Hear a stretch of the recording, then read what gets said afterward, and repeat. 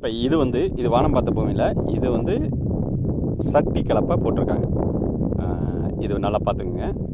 இந்த மாதிரி கலப்பை போட்டுட்டு இது ஆடி காற்று அடித்ததுன்னா அந்த கட்டியெல்லாம் கொஞ்சம் கொஞ்சமாகவும் உடைய ஆரம்பிக்கும்.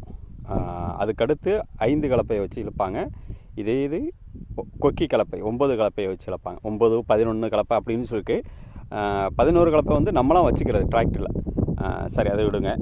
இந்த மாதிரி கட்டியாக வந்த பிறகு இந்த மண் ஆடி காற்று அடித்து உடஞ்ச பிறகு அதுக்கடுத்து எப்படி ஆகும்னா இப்படி ஆகும்.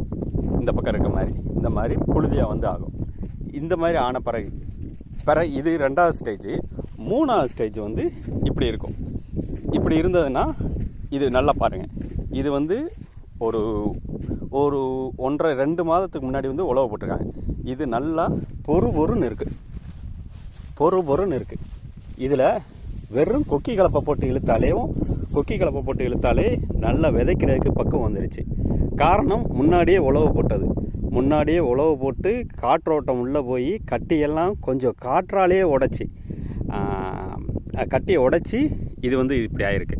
இந்த மாதிரி விதைக்கிறதுக்கு முன்னாடி இது கொக்கி கலப்பை போட்டுட்டு அதுக்கடுத்து விதைக்கிறது சிறப்பாக இருக்கும்.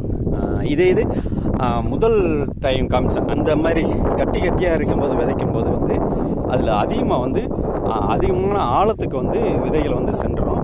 விதைகள் அதிகமான ஆழத்துக்கு சென்றுருந்துச்சுன்னா சரியாக விதைகள் முளைப்பு திறன் வராது.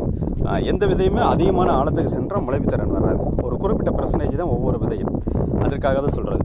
இந்த மாதிரி இடத்துல இது லேட்டாக உழவு போட்டோம்னா அதிகமான உழவு போட்டு கொஞ்சம் புழுதியாக விட்டு பண்ணணும்.